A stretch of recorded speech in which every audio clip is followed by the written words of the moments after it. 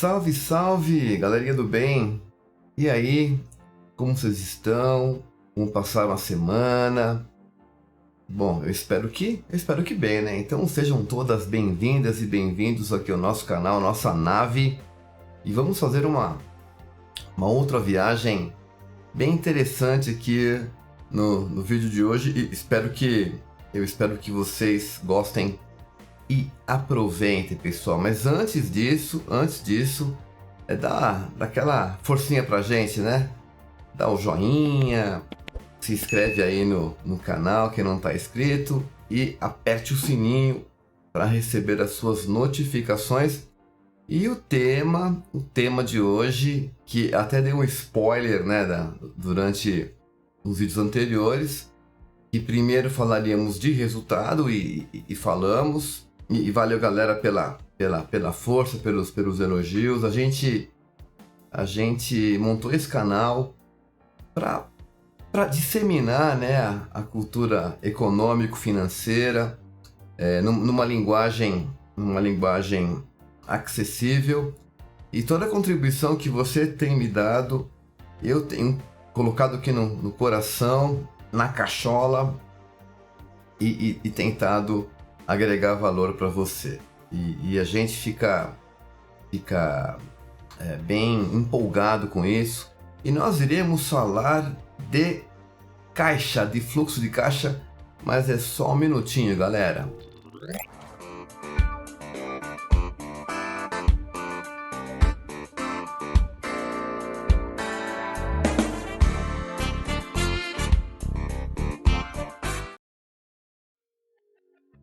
Muito bem. Então a gente está tomando cuidado de tentar oferecer esses vídeos numa forma lógica, um tijolinho por dia, trabalhando desde das reflexões da pessoa física, na hora que o espírito empreendedor desabrocha, ou quando você decide por uma carreira de executivo, que também tem que ser empreendedor, hein, galera? Também tem que ser empreendedor.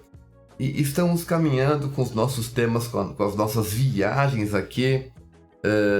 E hoje nós iremos trabalhar um tema bem importante.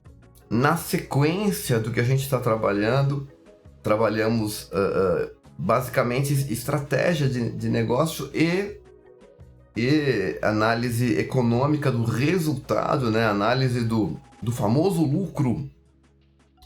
Mas a moeda tem a cara e tem a coroa. Então nós temos as mais importantíssimas áreas da empresa e aqui vertemos o nosso foco para a análise do resultado num primeiro momento. E agora vamos falar um pouco aqui do nosso fluxo de caixa e o caixa como anda, galera.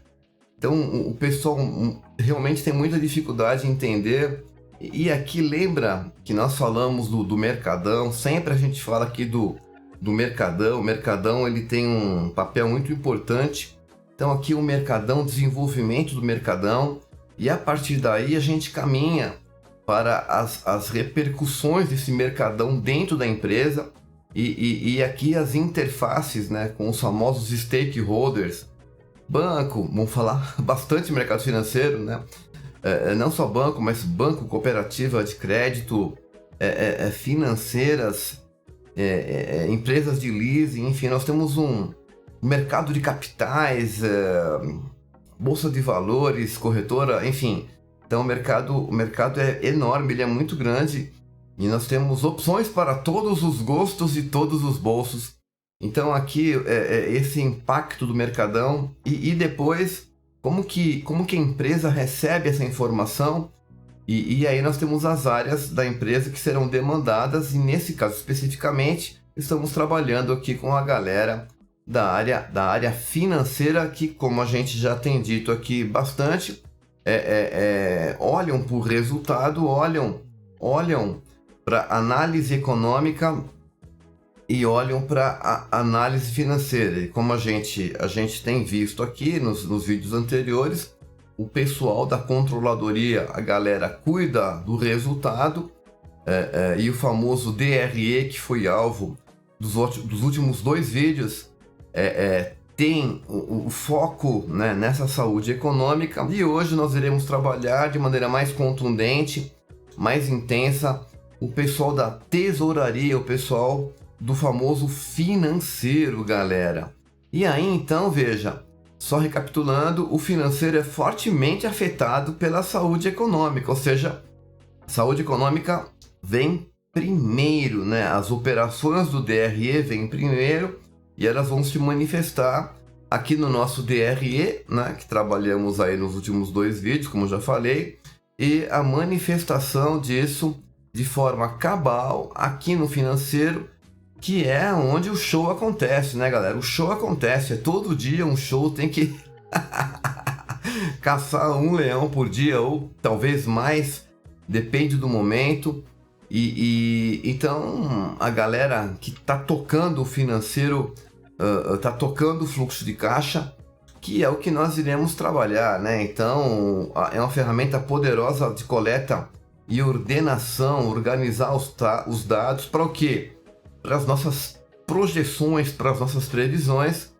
Ou seja, aqui a gente vai trabalhar o que? O melhor momento na avaliação da compra, porque às vezes, se eu tiver capitalizado, eu posso trabalhar uma negociação com os fornecedores, aventando a possibilidade da compra à vista, que para muita gente, depende do chaveamento, da combinação de vários fatores, pode ser bem interessante. Então, ter um fluxo de caixa bem organizado, online, real time, possibilita para a empresa essa possibilidade, não só compra como venda, a projeção dos momentos mais carregados e, consequentemente, a projeção de estratégias voltadas especialmente para estouro de caixa e, claro, o estouro de caixa não é o caso de vocês, de jeito nenhum, principalmente, então, para esse caso, que eu tenho certeza absoluta que a maioria que tá aqui, que tem esse problema de estouro de caixa, né? Então tem a situação de sobra de caixa, que ninguém vai usar aqui, com certeza não, e a situação de sobra de caixa, que com certeza todo mundo vai estar usando. Então a reflexão são esses elementos da gestão financeira. Eu preciso estar revendo todos os canais de entrada, as formas de entrar grana na operação e todos os canais de saída, os canais de destinação de recursos. Então eu vou estar revendo aqui as entradas de caixa e a reflexão sobre cada tipo de operação e aí identificar a saúde da empresa. Então, por exemplo, aqui a saúde da empresa. Uma empresa mais saudável vai ter mais contas a receber, né? Como elemento de cliente, né? Contas a receber de cliente vai ser uma conta com peso mais expressivo. E aqui também a gente vai avaliar nas saídas de caixa o que denota uma empresa teoricamente mais saudável. Então aqui a gente vai ter pagamento de pessoal, pagamento de fornecedores, né? Talvez uma parte de tributos. Claro, cada caso é um caso, mas eu preciso qualificar e fica a dica para você, então, fazer uma qualificação total da grana que saiu, peso percentual de cada destinação e o total de grana que entrou, peso percentual de cada modalidade de entrada. E a partir daí, pôr a cachola para pensar na modulação de cenários.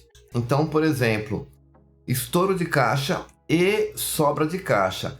Como você que está aqui com a gente tem um problema de sobra de caixa, eu vou fazer uma reflexão sobre uma simulação de estouro de caixa. Eu sei que você não tem, mas se tiver, vai lembrar disso. Através do quê? Da revisão de toda a captação de recursos e a destinação de recursos. Agora pausa para uma aguinha. Que afinal de contas, para manter esse gogó em dia, galera, temos que estar sempre com a garganta, aquecimento vocal e lubrificação vocal. Aqui nós temos um case para a gente refletir, né? Empresa Dias e Dias Parados. Daqui a 45 dias, daqui a 1 mês e meio, vai entrar no problema de estouro de caixa. E a gente tem que refletir o que você faria se você estivesse nessa posição de gestor financeiro. Aqui nós temos algumas opções de entrada fora de ordem, aqui algumas opções de saída fora de ordem. Então o desafio é essa reflexão. O que fazer em primeiro lugar? Segundo, eu tenho vendas à vista, cheque especial, venda de ativo ocioso, outros recebimentos, empresas do grupo, por exemplo, dinheiro do sócio, resgate aplicação financeira, cobrança de devedores de títulos já vencidos. E aqui, o que fazer com a grana? Pagar fornecedor, pagar salário, pagar empréstimo, tarifas, enfim. Então fica essa primeira reflexão. Se você estivesse na pele desse gerente financeiro, que estratégia você montaria para poder captar recursos, destinar recursos, sendo que eu estou 1 mês e meio do problema, uma estratégia voltada a estouro de caixa? Fica isso para reflexão. E aí, gente, nessa reflexão nós temos que pensar na estratégia de liquidez, que eu preciso dos ativos se transformando em dinheiro daqui até 1 mês e meio, e refletir também no custo financeiro. Quer dizer, não é ter apenas liquidez. Eu preciso de ter acesso ao recurso num custo financeiro igual ou menor àquele que eu estou colocando na minha formação de preço a prazo, que foi tema aí de vídeos anteriores, essa precificação por quanto vender a prazo, e o custo financeiro da precificação precisa ser igual ou maior ao custo financeiro que eu estou buscando capitais para financiar o nosso fluxo de caixa, que senão não vai dar certo. E na destinação de recursos eu preciso avaliar o que? Primeiro, manter a empresa rodando. Eu preciso de uma visão social, eu não posso simplesmente decidir sem avaliar os impactos. Lembra que nós temos as causas e as consequências, a ação e reação, e preciso fazer um exercício empático, né? Empatia, me colocar no lugar do outro que vai receber as consequências da minha decisão nesse processo. Então, e as opções do credor, né? Então, se vocês levarem em consideração esses 3 aspectos, manter a minha empresa rodando, avaliação da visão social, na percepção dos stakeholders envolvidos e as opções do credor, eu acredito que a gente vai ter um bom processo. E sempre avaliar o que eu já falei aqui, que é o goodwill, que é o custo da oportunidade. Cada decisão que eu tomo, eu impacto outras, né? Então, avaliar esse custo da oportunidade para você ser guiado por esse raciocínio e com isso montar essa estratégia financeira. E aí, gente, fazer um trabalho de projeção dos principais motivos que levam ao estouro de caixa. Quais são os fatores de pressão? Porque tudo isso vai pesar, né, nesse processo. Então, se eu faço uma linha mitigatória, uma linha preventiva, eu sei que o meu mercado é exposto a determinadas circunstâncias. Sabendo disso, eu já vou montar minha estratégia junto ao mercado financeiro, junto aos bancos, às cooperativas, para que eu possa me antecipar. E com isso, a gente consegue ter uma estratégia interessante para todos os envolvidos. Para isso, a importância do fluxo de caixa, que eu vou ter que avaliar o tempo de previsão, o plano de contas, o saldo anterior, né? Porque eu tenho um saldo, se for um fluxo diário, de ontem, um fluxo semanal da sexta-feira, um fluxo mensal do último dia útil. E essa parte é importante, pessoal, avaliar o resultado do período. Ou seja, hoje eu tive a adição ou corrosão do meu capital de giro. Isso é bem importante. Como que eu faço a conta? Contas a receber menos contas a pagar vai te dar esse elemento. Depois do saldo parcial, antes do mercado financeiro, aí sim, ir para o mercado financeiro, trabalhar as operações e fechar o saldo com o saldo atual. O importante, não misturar o mercado financeiro com o fluxo de caixa operacional. Tem gente que mistura, não pode. E o mercado financeiro são elementos não operacionais, né? A não ser que eu seja um banco, uma cooperativa ou uma indústria. Sou um varejo, então eu vou segregar essas operações, isso é bem importante. E sempre, pessoal, comparar o fluxo previsto com o fluxo realizado. Muito importante, identificando com isso os desvios padrões da história, tanto no contas a receber, né, como no contas a pagar. Isso é muito importante. E aí, se você digitar aqui no seu buscador modelos de fluxo de caixa, vai ter muitos. Então aqui a gente trabalha alguns elementos. Então, se você for, lembre-se que o fluxo de caixa é somente diário. Ele é somente diário. Os relatórios que eu vou montar, como eu quero analisar. Então, um fluxo semanal, um fluxo mensal, bimestral, tal. Pegando um fluxo mensal, a dica que eu dou para vocês é que o fluxo aqui mensal sempre vai ter 5 semanas, pessoal. Tem gente que faz um fluxo de 4 semanas e não vira. Porque se o dia 31 cair numa segunda ou numa terça, eu preciso olhar para esse caixa observando a quantidade de semanas no período. Para não correr risco nenhum, sempre fluxo de caixa de 5 semanas. E aqui, pessoal, veja, o que nós temos? Nós temos o plano de contas a pagar. Você vai colocar de preferência, se possível, galera, seguir o fluxo, o plano de contas da contabilidade, aquele mesmo que a gente usou no DRE, quando der, né? Quando der. A gente orienta isso porque fica muito mais transparente, muito mais interessante. Primeiro, o fluxo de caixa de forma você enxergar primeiro e de preferência em vermelho. Por quê, pessoal? Porque nós temos aqui no nosso inconsciente coletivo, a gente procura utilizar isso, né? Então, por exemplo, a gente usa essa expressão, esse mês fechei no vermelho, né? Lembra talvez o fato de dar o sangue pela empresa. Esse mês aqui fechei no azul, né? Então, porque talvez ao famoso o céu, né? Uma coisa boa, o céu de brigadeiro. Então, a gente procura trabalhar esses elementos porque ajudam bastante.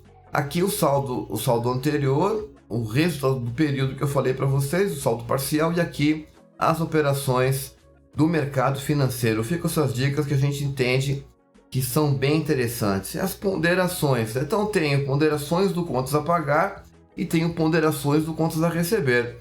Então, operações e ponderações do contas a pagar. Aqui a gente vai ter o que? O peso, prioridade, usando uma ferramenta que muitos vocês conhecem, que é a curva ABC de Pareto. Isso você usa na empresa inteira, mas no contas a pagar ajuda bastante porque eu vou identificar se existe concentração.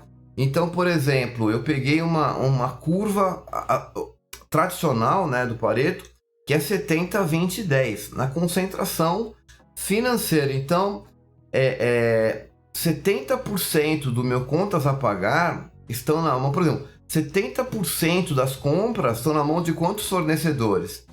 Então, você com isso, você identifica a concentração e você sabe que onde a concentração há risco.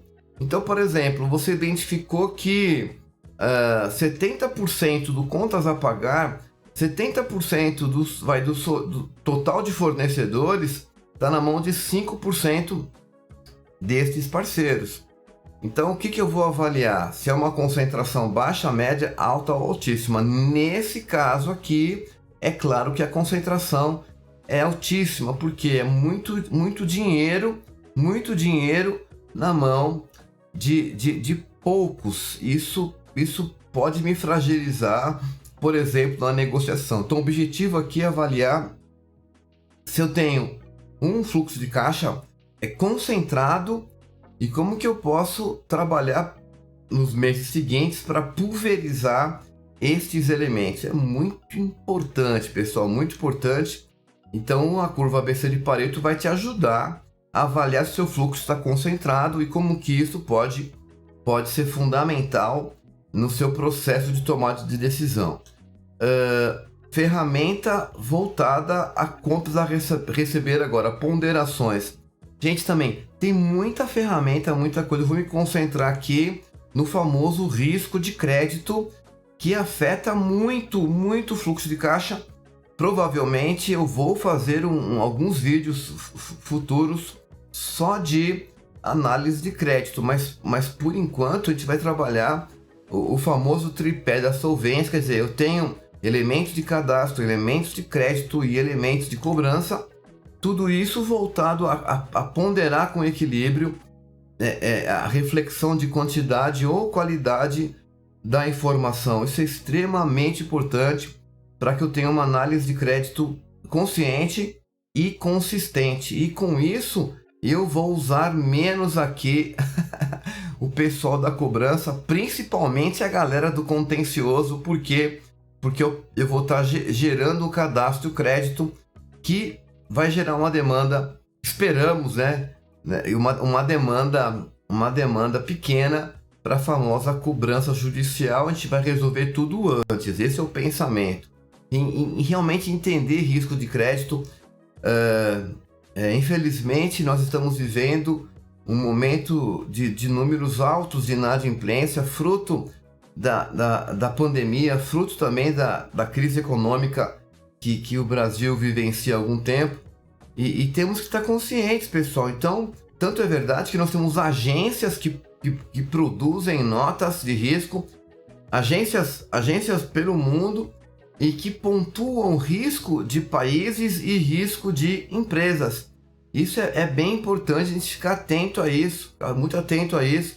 E o risco de crédito, ele pode ocorrer na pessoa física ou ele pode ocorrer na pessoa jurídica. Então, por exemplo, eu vou te dar um casezinho para você ver comigo. Aqui nós temos um perfil: homem 23 anos, sem profissão, solteiro, sem filhos. Homem 42 anos, médico, Eu coloquei um médico como exemplo, de ser engenheiro, enfim. Casado, 2 filhos. Homem 80 anos, aposentado, 1 filho. Mulher 35 anos, advogado, 2 filhos.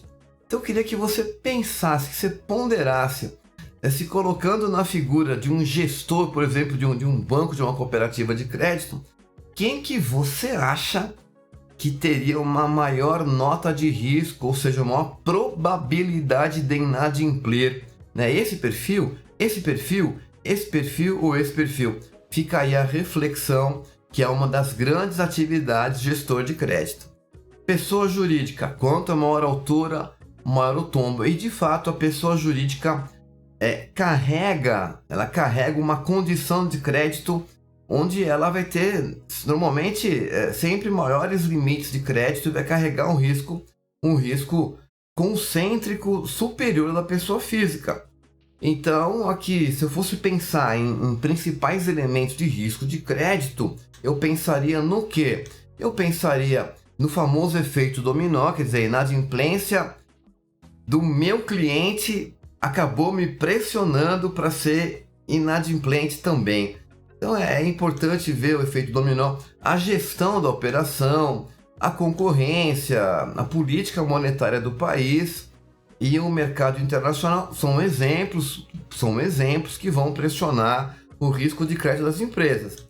E aí, veja, tudo isso vai estar onde, galera? Vai estar consolidado nos famosos 4 Cs do crédito.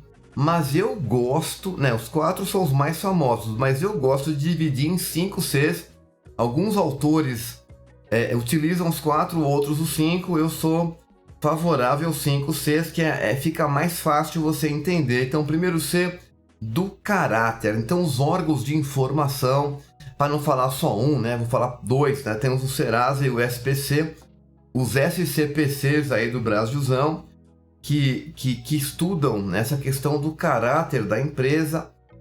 Nós temos o Credit Scoring, que é uma notação mais quantitativa, mais técnica, e nós temos o Behavior Scoring, que é uma notação mais comportamental, e aqui a gente vai avaliar tanto o Credit Scoring como o Behavior Scoring, e a gente vai avaliar o caráter, a capacidade administrativa dessa empresa, o capital, que é a análise econômica da empresa, o colateral, que é a análise das garantias, dos avalistas e fiadores do negócio, e as condições mercadológicas. Então, se a gente entender e verter a nossa análise para esses 5 Cs, me parece que a gente está mitigando os riscos voltados ao contas a receber. E aí, né, pessoal, a viabilidade da operação nos remete à base. Isso não se aplica às empresas, se aplica só ao mercado financeiro, aos concessores, aos bancos e cooperativas, que a base de risco de crédito foi lá em 99, na resolução 2682 do Banco Central, que preconiza essa análise de risco de crédito por parte dos concessores de bancos e cooperativas, e que através da análise do risco determina um nível de risco de crédito e o provisionamento desse risco de crédito como uma forma aí de dar uma condição da empresa não se comprometer em créditos de risco maior.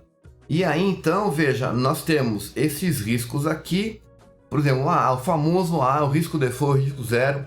Se o concessor atribui a nota A ao risco, eu vou provisionar 0,5% da operação, ou seja, se for risco B, eu vou provisionar 1%. A operação de R$100 mil, eu vou provisionar R$1.000. Eu sei que você está pensando agora, da onde sai essa grana? Da reserva de resultado. Então você contingencia e numa eventual distribuição de resultado, você não vai distribuir 100%.